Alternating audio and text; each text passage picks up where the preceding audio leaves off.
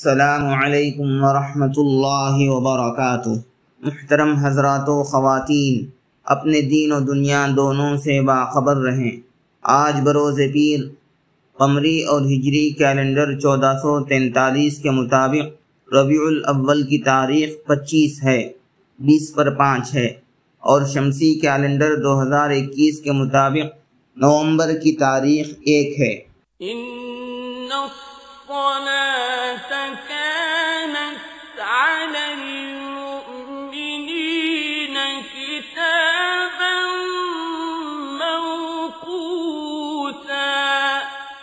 بے شک نماز کا مومنوں پر اوقات مقررہ میں ادا کرنا فرض ہے۔ تو چلیے ہم نمازوں کا اہتمام شروع کریں اور اگلی 5 نمازوں کے اوقات نوٹ کریں۔ شہر کڑپا میں آج فجر کا ابتدائی وقت 4:56 ہے، 4:50 ہے، اور آخری وقت 6:06 ہے، 6:06 ہے۔ اس کے 1 منٹ بعد طلوع آفتاب ہے۔ ظہر کا ابتدائی وقت 11:59 ہے، 11:50 ہے۔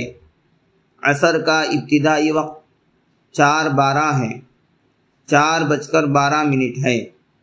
مغرب کا ابتدائی وقت 5:52 ہے، 5:50 ہے۔ عشاء کا ابتدائی وقت 7:02 ہے، 7:02 ہے۔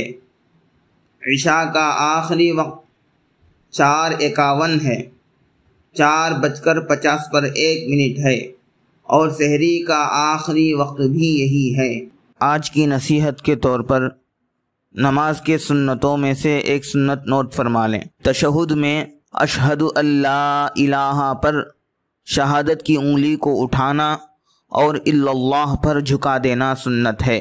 آخر میں نوٹ فرما لیں کہ 5 وقتہ نمازوں کے یہ اوقات 3 دن پیر منگل اور چہارشنبے کے لیے ہیں۔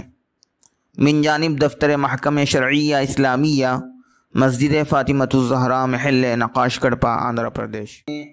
بسم اللہ الذی لا یضر مع اسمہ شیء فی الارض ولا فی السماء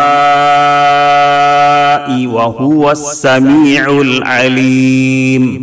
عزیز مکرم، ابو داؤد شریف کی روایت میں ہے، حضرت نبی کریم صلی اللہ علیہ وسلم فرماتے ہیں، جو شخص صبح سویرے یا رات کے وقت یہ دعا 3 مرتبہ پڑھا کرے تو اس کو کوئی چیز تکلیف نہیں دے گی۔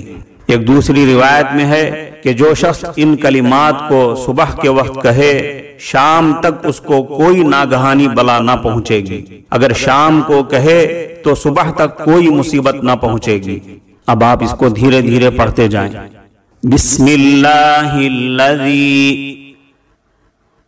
لا یضر مع اسمہ شیء فی الارض ولا فی السماء وہو السمیع العلیم۔ اس کا ترجمہ ہے، اس اللہ کے نام سے صبح یا شام کی جا رہی ہے جس کے نام کی وجہ سے کوئی چیز آسمانوں میں اور زمین میں تکلیف نہیں دے سکتی۔ وہ اللہ خوب سننے والا ہے اور خوب جاننے والا ہے۔ ایک روایت میں صبح شام کی ایک دوسری دعا بھی آئی ہے، اس کو بھی اس دعا کے ساتھ شامل کر لیں۔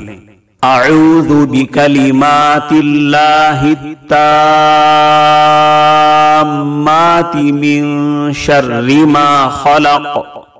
اب آپ اس کو دھیرے دھیرے پڑھتے جائیں۔ اعوذ بکلمات اللہ